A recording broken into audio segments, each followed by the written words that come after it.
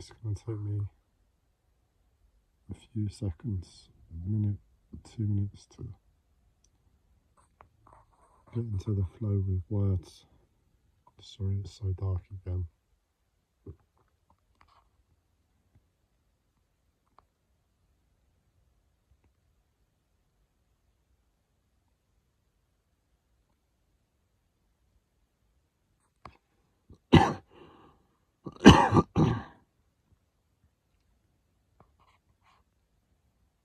Life keeps pushing me to get up and move without really giving me any space to move. It looks like space, it smells like space, but it's not space.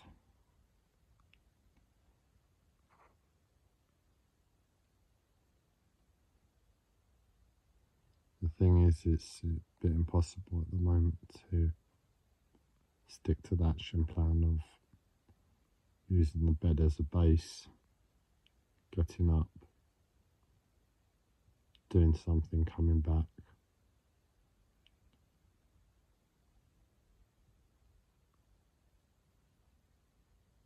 And the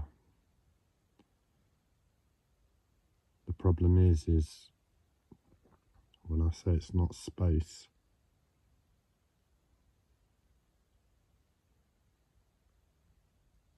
it's what it's hiding. What it really is, it's the trauma inside. But as I say it now, I realise the trauma inside has always been there.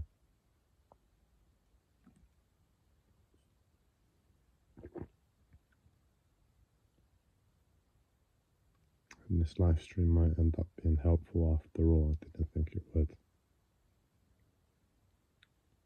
The trauma inside has always been there, and I've not been aware of it. I've been in denial of it. And I've used YouTube, and I've used food, and I've used porn.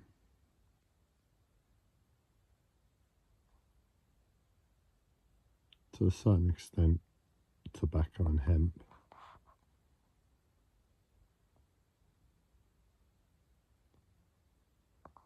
To hide it. To continue hiding it. I didn't know I was hiding it in the first place, but that's the nature of the mind. It puts itself in a place of survival.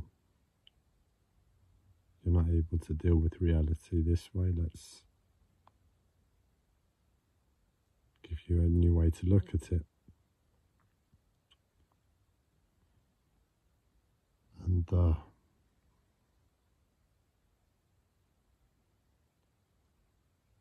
truth is, I know the rough extent of the trauma I'm trying to get to grips with, and it's beyond me.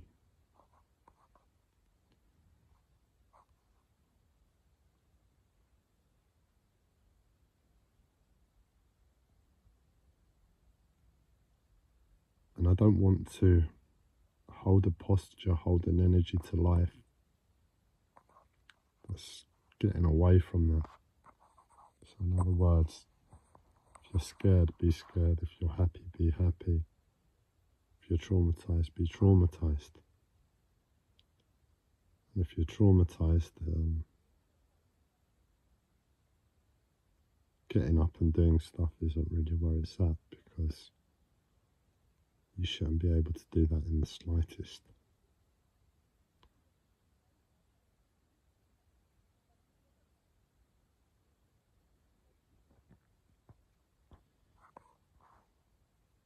But I guess I need to set my requirements.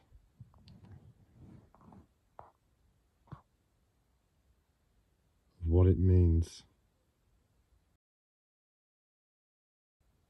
to be able to get up with an acceptable posture.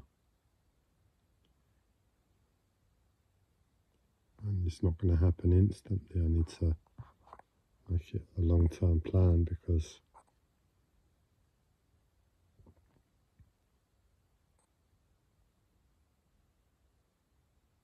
I can't imagine it happening instantly. It's going to take work.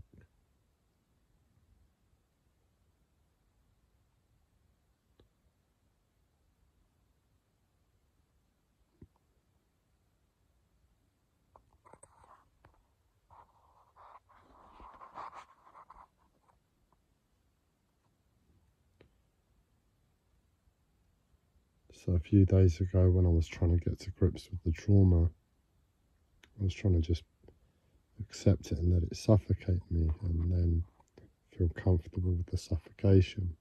And that's really where I think it's at for me. But then my mind started creating a circumstance where that wasn't real, well, that wasn't possible, sorry. It started saying, look, you've got a mental health problem. Look, your body's hurting here, your body's hurting there. My body might be hurting here and there, but your mind doesn't go to it like that in trauma.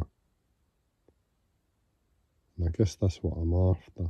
Something that looks like trauma, where the focus of the body is in the background.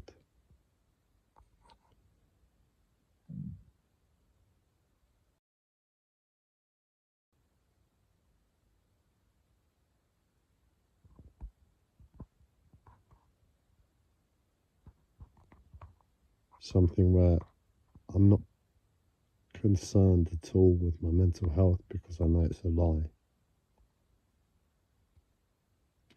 Somewhere where my focus on the outside world is secondary.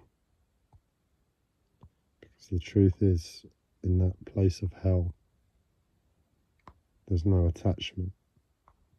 I don't care if my boat burns down. I don't care if atrocities happen. It's not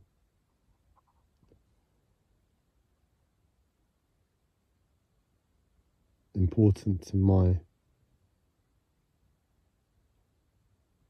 situation, and my situation is I'm in a very severe place, and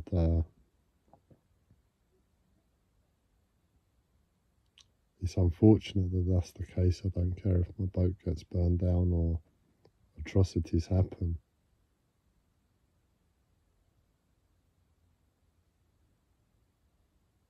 But that's the reality. Survival mode for the body, where it needs to be able to focus and function to the absolute.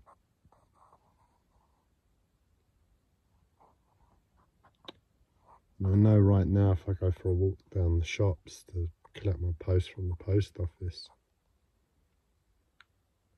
my mind's going to be looking at everybody in the post office and looking at this little thing and that little thing, telling me I've got this wrong with my body, I've got that wrong with my body, and not able to focus on the trauma at all.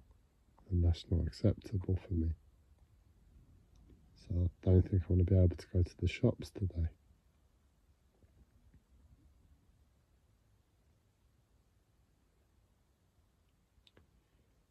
In terms of being with myself at home,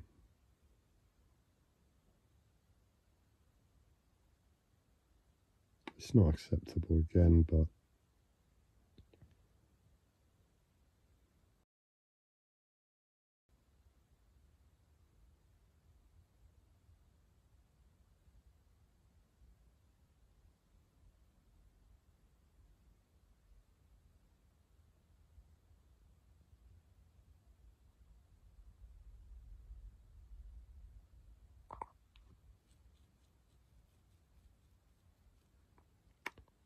I think what's happening is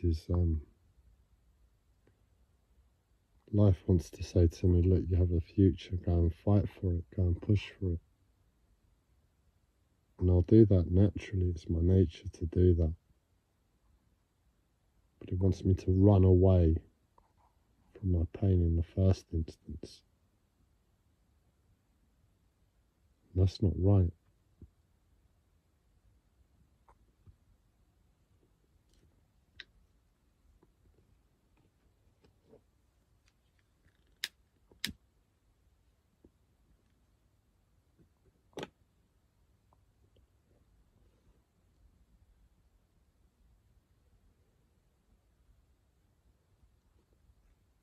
But then I come back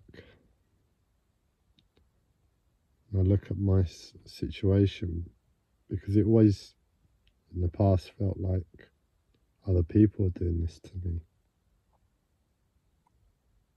But where I've realised I am, it's just me and my body that are doing this for me. If it ever looks like somebody else is doing something to me, it's just that space between the truth of the trauma and what I'm able to accept in that moment. Where it looks like pain, that's the space that other beings can enter. They might traumatize you, but that trauma, whatever it looks like, is the disparity between the truth and what you're currently able to accept. They're just painting a different picture. So it's always personal to you, to me.